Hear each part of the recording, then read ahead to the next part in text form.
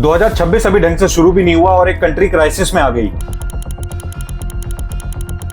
मुल्ला must leave और supreme leader को हटाओ, ये नारे लग रहे हैं ईरान में। सिर्फ आम लोग ही नहीं बल्कि बिजनेसमैन, ट्रेडर्स और छोटे शॉपकीपर्स भी सड़कों पर आ गए हैं। इसकी वजह से ईरान की इकोनॉमी लगभग कोलैप्स कर चुकी है। ईरान में इन्फ्लेशन 42% तक पहुंच चुकी है और फूड इन्फ्लेशन 70% से ज्यादा है। करेंसी पूरी तरह गिर चुकी है और $1 की कीमत हो गई है 14 लाख रियाल। 10 साल पहले ईरान का ऑयल एक्सपोर्ट 60% से ज्यादा था, लेकिन यूएसए के सैंक्शंस की वजह से आज वो सिर्फ 16% रह गया है। कमाई है नहीं और डिफेंस एक्सपेंडिचर ज्यादा करना पड़ रहा है, क्योंकि 2025 में यूएसए और इजराइल से एक बार लड़ाई हो चुकी है और फिर से हो सकती है। यहाँ तक कि प्रोटेस्टर्स 1979 से पहले की गवर्नेंस को वापस लाने की डिमांड कर रहे हैं। 1979 से पहले ईरान में शाह मोहम्मद रेजा पहलवी का मोनार्की रूल हुआ करता था। उस टाइम का ईरान वेस्टर्न ओरिएंटेड, सेकुलर और मॉडर्न था। एक वाइब्रेंट लाइफ थी, महिलाओं को आजादी थी और ऑयल की वजह से इकोनॉमिक ग्रोथ हो रही थी। फिर 1979 में इस्लामिक रेवोल्यूशन होता है, शाह को हटाया जाता है, आयतुल्ला खमनेई बन जाते हैं सुप्रीम लीडर और ईरान बन जाता है एक इस्लामिक रिपब्लिक। इन प्रोटेस्ट को शाह के बेटे एक्साइल प्रिंस रेजा पहलवी ने वेलकम किया और ईरान के लोगों को प्रोटेस्ट ज्वाइन करने की अपील की है। सैंक्शंस की वजह से ईरान की कमर टूट गई है और इस वक्त ईरान में वही हो रहा है जो यूएसए और इजराइल चाहते हैं, यानी कि इस्लामिक रिपब्लिक एंड हो और प्रो यूएस गवर्नमेंट आए। वैसे जितना आसान लगता है उतना है नहीं। साल 2022 में एक लड़की महाशा अमीनी की मोरालिटी पुलिस की कस्टडी में मौत के बाद भी इसी तरीके के प्रोटेस्ट हुए थे और रिजीम चेंज की डिमांड हुई थी, लेकिन इवेंचुअली ईरान की आयरन फिस्ट पॉलिसी से पूरे प्रोटेस्ट को क्रश कर दिया गया। क्या इस बार लगी आग इतनी बड़ी है कि सुप्रीम लीडर का तख्ता पलट जाएगा? और क्या इन प्रोटेस्ट के पीछे यूएसए का हाथ है? What do you think? Tell me in the comments. The logical प्राणी को फॉलो करें and I will see you in the next video.